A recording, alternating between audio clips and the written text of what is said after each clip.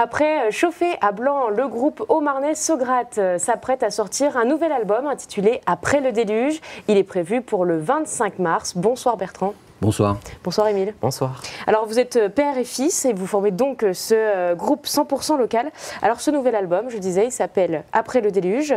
Le titre est assez fort. Est-ce que vous avez une certaine symbolique derrière? Est-ce que c'est un symbole de résilience? Non, ce n'est pas un album de résilience, c'est tout simplement une référence à un jeune poète qui s'appelle Arthur Rimbaud et qui est le régional de l'étape, on va dire, et qui a fait un poème qui s'appelle Après le déluge, qu'on trouve dans les Illuminations, ça se passe après la Commune de Paris, hein, donc c'est après le déluge, hein, puisque on connaît la triste histoire de la Commune de Paris. Et c'est une espèce d'élan pour un peu rentrer dans l'histoire et être un peu dans le réel et le concret. Voilà. Ça résonnait particulièrement comme ça chez vous? Oui, c'était quelque chose qu'on vit à toutes les époques et encore plus peut-être aujourd'hui, avec ce qui se passe dans le monde actuellement. Donc, alors on n'est pas encore au déluge, hein, on espère ne pas l'avoir, mais après le déluge, il se passe aussi des choses. Et puis je crois que c'est une expression qu'a employée Louis XV au moment où il s'occupait pas trop de sa succession et il a dit, bon, après moi le déluge, bon, Louis XVI, pourquoi pas, mais après moi le déluge, voilà. Donc vous allez le tenter sur ce nouvel album. Alors Saugrate, c'est un groupe à la croisée, moi j'ai envie de dire, du rock et de la chanson française, vous faites un petit peu de tout. Mais cet album, j'ai l'impression que vous explorez des nouvelles sonorités. On va l'écouter tout de suite, on va écouter un extrait de votre clip maintenant.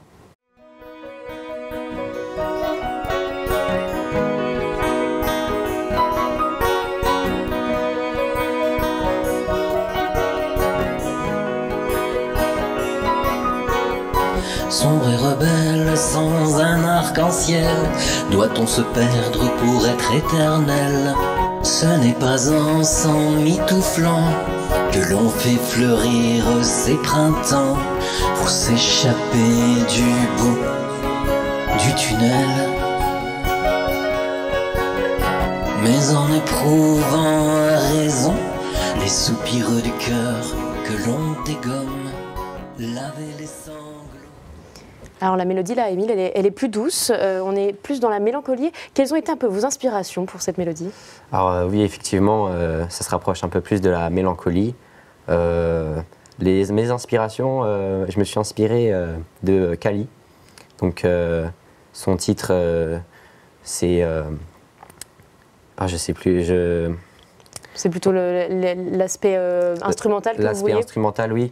Et du coup, beaucoup de bémols, de croches, les mineurs et les majeurs qu'on peut alterner. Donc ça crée beaucoup de mélancolie et pas de la tristesse, mais plutôt, si on peut revenir au titre, du soulagement, je trouve, après le déluge, le bonheur du soulagement.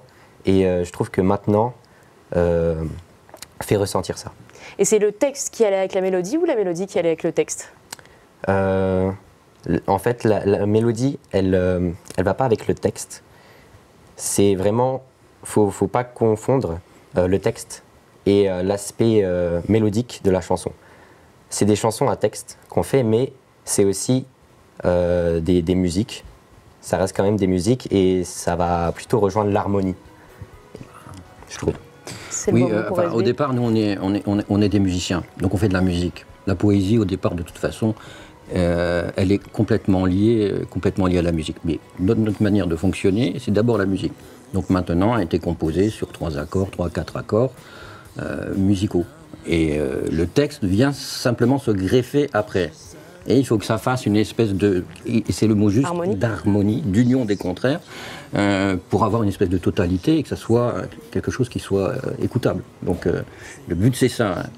Alors justement, quand vous le pensez, le texte, si vous êtes musicien à la base, comment on écrit derrière? Je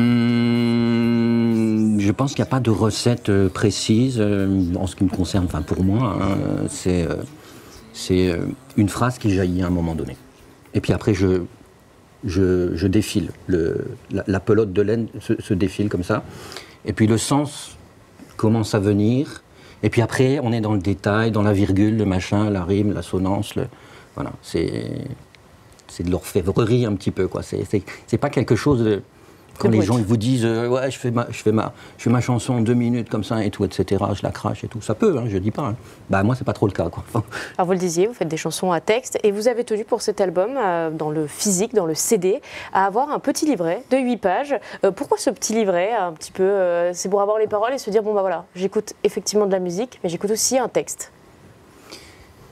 Moi je trouve que c'est assez intéressant d'avoir un souvenir physique. Donc le CD, moi j'ai plutôt grandi avec le CD plutôt que le vinyle, même si en ce moment le vinyle ça revient à la mode. Et je trouve que pour perdurer l'album, rien de mieux qu'avoir un objet physique qui représente l'album, avec une cover, avec des dessins dessus. Et je trouve ça intéressant de partager ça physiquement.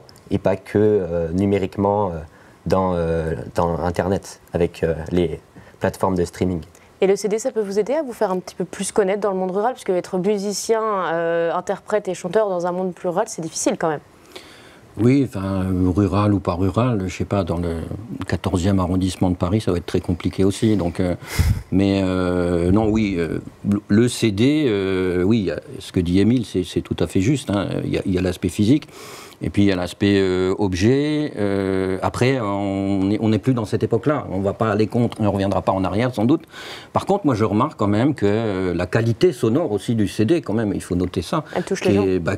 Qui est nettement supérieure au format compressé qu'il y a sur YouTube ou sur Spotify et sur toutes les plateformes de streaming.